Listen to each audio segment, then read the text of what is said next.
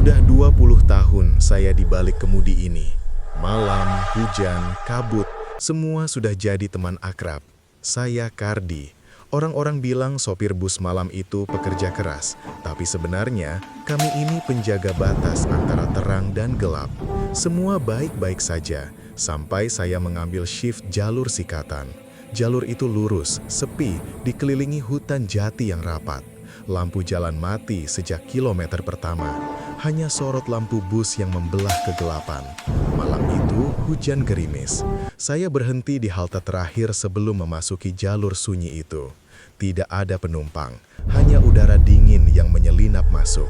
Saat saya hendak menutup pintu, saya melihatnya. Seorang wanita berdiri di bawah payung hitam usang, membelakangi lampu halte yang berkedip.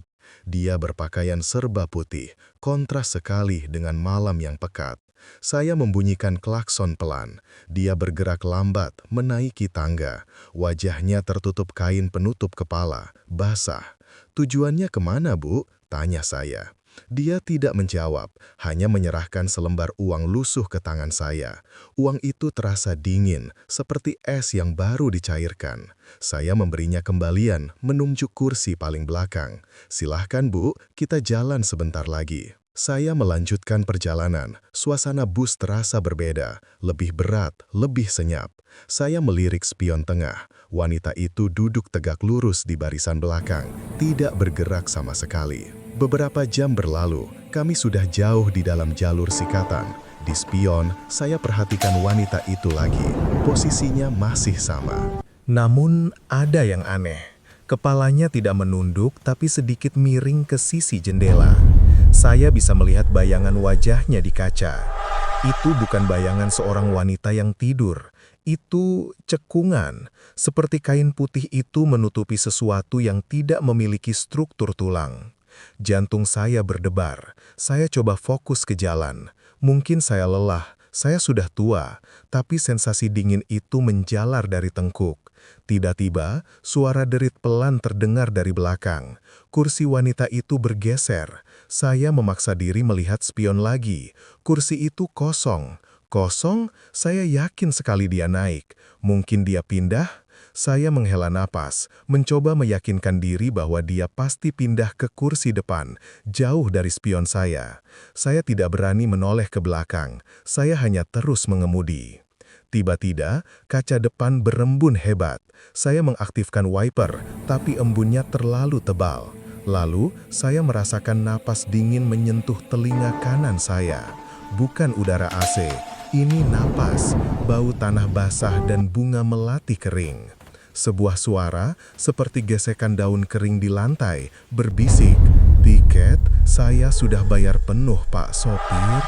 Saya menginjak rem mendadak, bus berderit berhenti di tengah hutan. Listrik bus mendadak padam, gelap total. Saya menoleh perlahan ke samping, ke kursi penumpang di sebelah saya. Di sana, di kursi kosong itu, kain putih yang sama melilit. Tapi kali ini, kain itu tidak menutupi kepala. Kain itu menjuntai dari langit-langit bus, melilit entitas yang tidak memiliki kaki, tidak memiliki tubuh, hanya wajah yang kini terlihat jelas. Wajahnya datar, seperti patung lilin yang meleleh. Matanya, dua lubang hitam yang tak berujung, menatap tepat ke mata saya. Bisikan itu terdengar lagi, lebih dekat, lebih berat. Tujuan saya bukan terminal, tujuan saya pulang. Saya tidak ingat bagaimana saya keluar dari bus malam itu. Yang saya tahu, saat tim penyelamat menemukan saya di pinggir jalan keesokan paginya, saya memegang erat-erat selembar uang lusuh yang terasa sangat dingin. Uang itu bukan uang kertas biasa, itu adalah selembar kain kafan yang dilipat rapi. Sejak saat itu, setiap kali saya melewati jalur Sikatan, saya selalu melihat ke spion. Dan kadang-kadang, di kursi paling belakang yang kosong, saya melihat bayangan putih. Dia menunggu sopir yang mau mengantarnya pulang.